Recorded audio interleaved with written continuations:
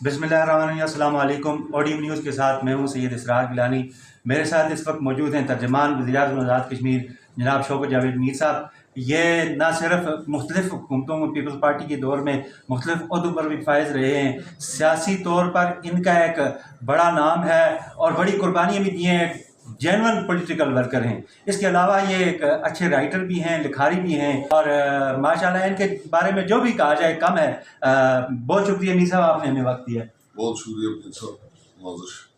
अच्छा, मैं आपसे बुनियादी मेरा सवाल यह है कि ज़ाती हवाले से एक बात करूँगा आपसे। आपके पास बहुत सारे शोबे थे आगे बढ़ने के, आपने सियासत ही क्यों चुना?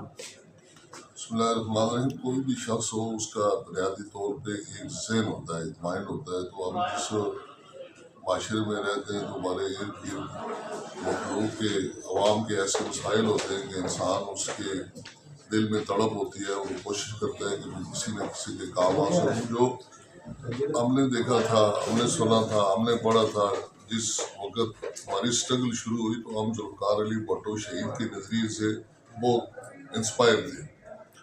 और फिर आज देखें कि कितना निसफ सदी से शायद वक्त बीत जाने के बावजूद जुल्फ़िकार अली भुट्टो शहीद का वो कार्ड अभी तक उसी तरह रवा गवा है, उसी आबोताब से जारी है।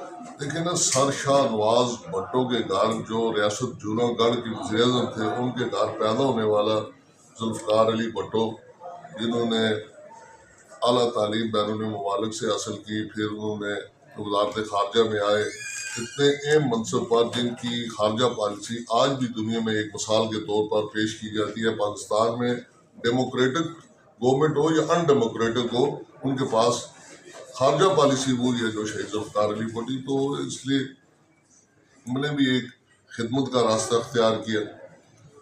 तो फिर शुरू से लेकर PSF के ज़माने से लेकर फिर जो पार्टी के अंदर करते करते बहुत, लेकिन इधर आपको एक हमेशा हर इंसान को जो सियासत में होता है बेशुमार अपने अपने नज़रियात होते हैं, इस्तेकाम, सब्र, बर्दाश्त और नज़रिए के साथ वाबस्ता रहने वाला शख्स नहीं हो सकता उस ज़िंदगी में कभी अल्लाह उसे नाकाम करे। क्योंकि कुछ चीज़ें मिल जाना बल्ला होती हैं।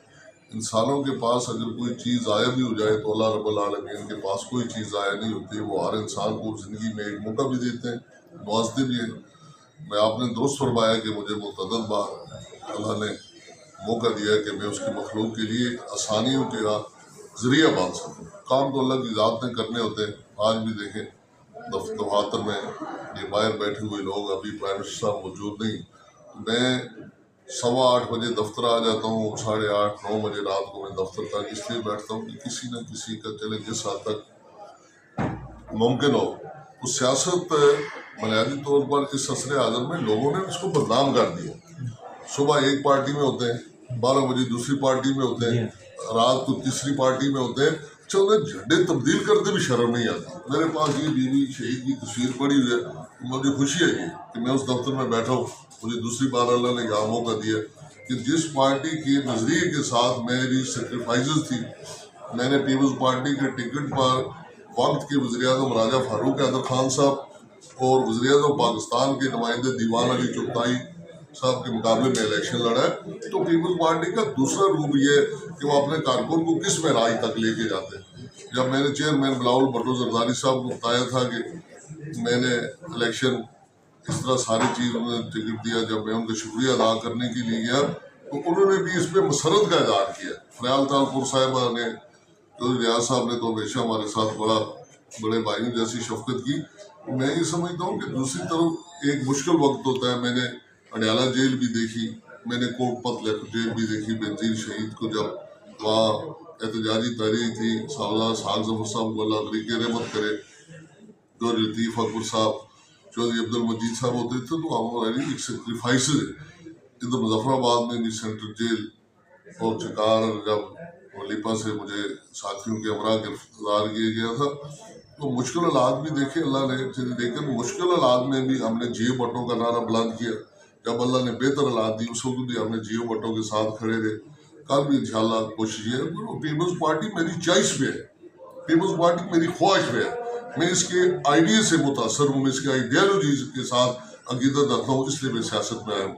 आज भी देखें ना, کہ ذوالفقار علی بھٹو شہید نے 3 چیزوں پر توجہ دی، ایک دعائی پہ، پڑھائی پہ، اور پھر انہیں اللہ نے جس مقام سے نوازا، ایک ایٹم بم کا ان کے حصے میں آیا، انہوں نے ایٹمی پروگرام کی بنیاد رکھی، انہوں نے 1973 کے کانسٹیٹیوشن کی رکھی، یہ بڑے کارنامے۔ لیکن جو سب سے بڑا کارنامہ جو خود انہوں نے فرمایا تھا وہ ہے ختم نبوت کا، جو انہوں نے قانون بنا کر فتنہ قادانیت کو ختم کیا اور اس کو ہمیشہ کے لیے، تو انہوں نے کہا تھا کہ میں آج اپنے ڈیتھ وارنٹ پر دستخط کر رہا ہوں، لیکن روز محشر جب میں اللہ کے حضور پیش ہوگا تو مجھے یہ میرے پاس ایک کارنامہ ہے، ایک کام ہے کہ جس لیے شافع معاش حضرت محمد مصطفیٰ میری شفاعت کریں گے، تو اس کلی اتنی اللہ نے عطا کی ذوالفقار علی بھٹو۔ مجھے فخر ہے کہ میں ان کا کارکن ہوں، میں ان کا پیروکار ہوں، میں ان کا فالوور ہوں۔ میر صاحب، آپ مختلف ادوار میں، خواہ پیپلز پارٹی کے دور میں وزیر اعظم بیرسٹر سلطان محمود چودھری صاحب کی حکومت ہو، یا چودھری عبد المجید صاحب کی حکومت ہو، یا موجودہ پارلیمنٹرین راجہ فیصل ممتاز صاحب کی حکومت ہو، ہر دور میں آپ کو کی پوسٹ پہ اللہ تعالیٰ نے عزت سے نوازا۔ میں نے بہت سارے ایسے لوگ دیکھے ہیں جو اس طرح کی پوسٹوں پہ جاتے ہیں، ان کے ذاتی ایسٹ ملٹیپل ہو جاتے ہیں، تو آپ نے بالکل اس کو پس پشت رکھا، مطمئن ہیں آپ؟ میں آرام سے جو اللہ نے دیا رات کو آرام سے کھا کے سوتا ہوں، نہ مجھے اللہ نے اسپتال کبھی بھیجا، نہ میرے زیر کفالت افراد کو بھیجا۔ اس سے بڑی بے آسائش اللہ سے کیا مانگوں؟ اور میں صبح جب لکھتا بھی رہتا ہوں تو میں اللہ سے دعا کر کے، عاجزی کر کے میں کہتا ہوں اللہ رزق حلال کشادہ عطا فرما۔ اللہ نے مجھے ہمیشہ رزق حلال ہی دیا، اور مجھے یہ فخر ہے کہ مجھے اپنے باپ نے، میرے دادا نے، جو میرا خاندان ہے، اور اس نے بھی ہمارا زیادہ تعلق مذہبی گھرانے سے ہے، تو وہاں سے بھی میری تربیت بھی اس طرح کی ہے کہ ہم یہ اس طرح گل میں ہاتھ نہیں ڈالتے۔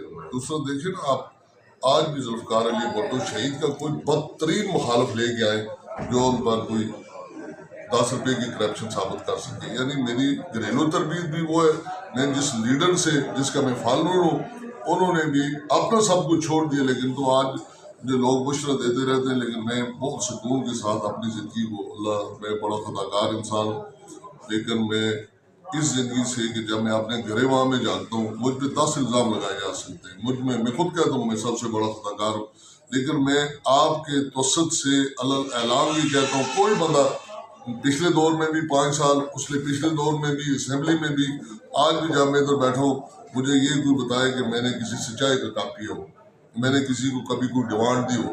میں تو پیٹ پہ پتھر باندھنے والا آدمی ہوں۔ جس بندے کو پیٹ پر پتھر باندھنا آتا ہے، جس کو اپنے پیٹ پہ کنٹرول آتا ہے، اس کا کیا کام ہے؟ ہم اللہ کے سامنے ہاتھ پھیلانے والے لوگ ہیں، آرام لے کے گھر جائیں۔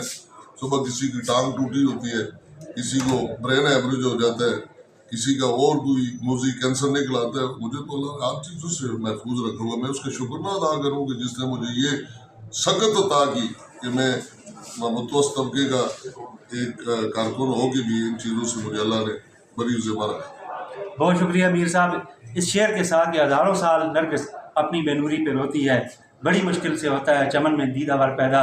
اپنا خیال رکھیے، مجھے دیجیے اجازت، اللہ نگہبان۔